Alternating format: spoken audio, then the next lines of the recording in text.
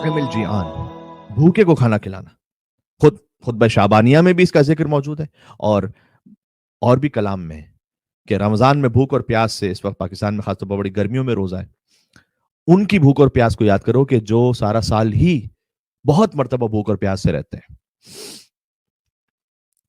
اس لیے روزہ افطار کروائیے، اہتمام کیجیے جتنا آپ کر سکتے ہیں. حدیث ہے من لا یعزل الفقی میں جلد نمبر 2 میں، بڑی لطیف حدیث ہے، تفطیرک اخاک صائم افضل من صیامک. فرمایا کہ تمہارا اپنے مومن بھائی کو روزہ افطار کروانا افضل من صیامک، تمہارا روزے رکھنے سے زیادہ افضل ہے. یعنی کیا؟ یعنی جو ہم نے روزہ رکھا ہے اور ساتھ میں افطار بھی کروایا، تو جو افطار کروانا ہے وہ روزہ رکھنے سے زیادہ افضل ہے. سبحان اللہ. البتہ کہ افطار کروانا مستحب ہے، روزہ رکھنا واجب ہے. اس لیے اس کا کمپنسیٹ نہیں ہو سکتا کہ میں افطار کرواتا رہوں گا 10 20 25 50 لوگوں کو روزے چھٹی مل جائے. نہ یہ نہیں ہوگا. یہ ڈیبٹ کریڈٹ اللہ سبحانہ وتعالیٰ کے احساس سے نہیں ہوتا، فقہی مسائل میں ایسا نہیں ہوتا. جو اللہ کا حکم ہے وہ روزہ تو رکھنا ہے، لیکن روزہ رکھنے کے ساتھ جو انشاءاللہ افطار کروائیں گے، افطار کا ثواب روزہ رکھنے سے زیادہ ہے. سبحان اللہ، کیا خوبصورت دین ہے ہمارا.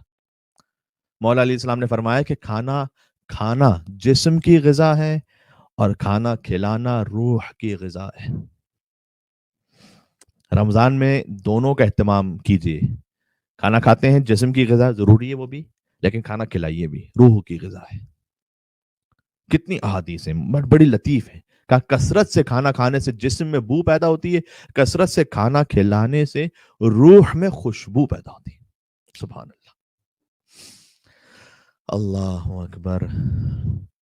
اب سمجھ میں آتی ہے کہ وہ سورہ دہر اہل بیت عصمت و طہارت کی شان میں کن الفاظ کے ساتھ، کس عظیم احترام اور اکرام کے ساتھ نازل ہوئی کہ 3 دن کا روزہ بھی ہے، تینوں دن کا پورا افطار مسکین و یتیم و اسیر کو جو صدقہ کرتے ہیں اور اس میں خلوص اتنا زیادہ ہو کہ اس کا ثبوت قیامت تک کے لیے اللہ عز و جل قرآن حکیم میں محفوظ کر لے. وَيُطْعِمُونَ الطَّعَامَ عَلَى حُبِّهِ مِسْكِينًا وَيَتِيمًا وَأَسِيرًا إِنَّمَا نُطْعِمُكُمْ لِوَجْهِ اللَّهِ لَا نُرِيدُ مِنكُمْ جَزَاءً وَلَا شُكُورًا إِنَّا نَخَافُ مِن رَّبِّنَا يَوْمًا عَبُوسًا قَمْطَرِيرًا.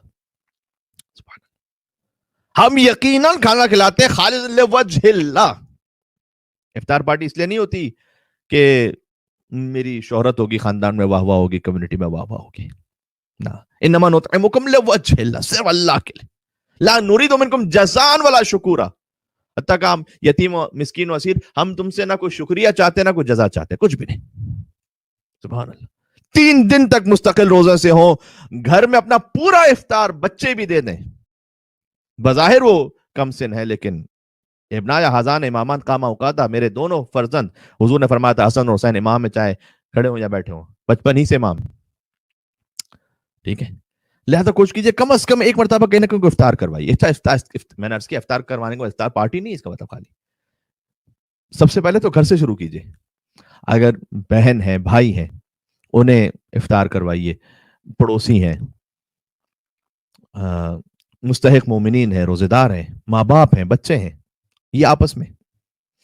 ایھا الناس، حضور نے کہا من فطر منکم صائما مؤمن فی ھذا الشہر، جو کسی ایک مومن کو افطار کروائے اس مہینے میں، کان لہ بذلک عند اللہ عتق نسمہ، ایک غلام آزاد کرنے کا ثواب اللہ سبحانہ وتعالی عطا فرمائے. سبحان اللہ. ایک شخص کو افطار کروانا. ومغفرۃ لما مضی من ذنوبہ، اور جو ماضی کے گناہ اللہ سبحانہ وتعالی معاف فرمائے گا. اللہ کو افطار کروانا اتنا پسند ہے. کھانا کھلانا اس کی ویسی بہت تاکید ہے. 4 لوگوں کی جنت مشتاق ہے، یاد رکھیے گا. بھوکے کو کھانا کھلانا.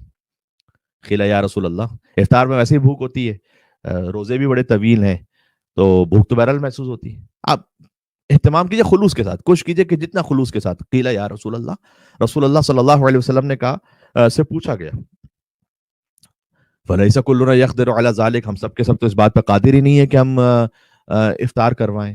دیکھیں غربت تھی، آج بھی بہت سے لوگ اس بات پہ شاید پورے قادر نہ ہو کہ افطار کروائیں. تو فقال صلی اللہ علیہ وسلم اتقوا النار ولو بشق تمرۃ، حضور نے کہا کہ تم اگر اس بات پہ قدرت نہیں رکھتے کہ افطار کرواؤ، اللہ کے عذاب سے اپنے آپ کو بچا لو، چاہے ایک کھجور کے دانے کے برابر ہی کیوں نہ ہو، اس کے ذریعے سے افطار کروا لو. مجھے قوی امید ہے انشاءاللہ کہ جتنے بھی ہمارے سامعین ان میں سے کوئی سب اتنے تو صاحب استطاعت ہوں گے، اس کھجور سے بہتر ہی افطار کروا سکیں گے انشاءاللہ. پھر آگے کہا اتقوا النار ولو بشربۃ من ماء، اپنے آپ کو جہنم کے عذاب سے بچا لو چاہے ایک گلاس پانی کے ذریعے کیوں نہ ہو. سبحان اللہ، اتنا افطار کرواؤ، لیکن یہ کوشش کرو ایھا الناس من حسن منکم فی ھذا الشہر خلقہ کان لہ جوازا علی الصراط، پھر آگے فرمایا کہ جو اس مہینے میں اپنے اخلاق کو اچھا کر لے اللہ تعالیٰ اس کے لیے پل صراط سے گزرنے کا ایک جواز بھی بنا دے گا، وہ پھر تفصیل انشاءاللہ کبھی کسی اور موقع پر